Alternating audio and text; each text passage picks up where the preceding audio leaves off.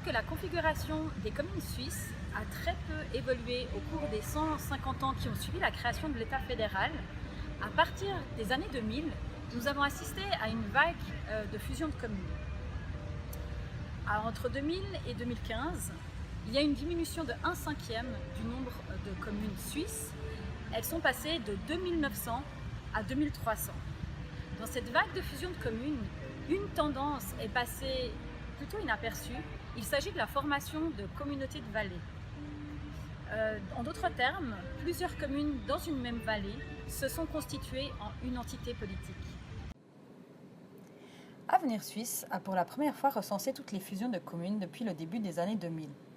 43 communautés de vallées ont été créées entre 2000 et 2015. Ceci concerne des fusions intégrant l'ensemble d'une communauté de vallées ou seulement une partie d'un grand territoire, comme dans la vallée du Rhône. C'est au Tessin et dans les Grisons que les fusions de communautés de vallées ont été les plus nombreuses.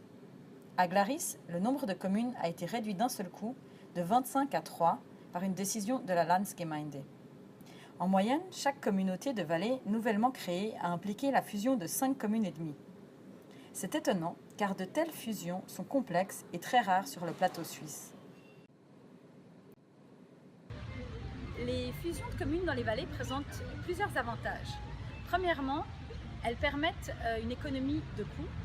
Deuxièmement, une administration plus professionnelle. Et troisièmement, une meilleure coordination du développement territorial. Toutes ces fusions de communes ont été approuvées en votation. Cela montre que la population s'identifie à ces unités naturelles. Avec les communautés de vallées, un espace géographique et fonctionnel cohérent devient aussi une entité politique.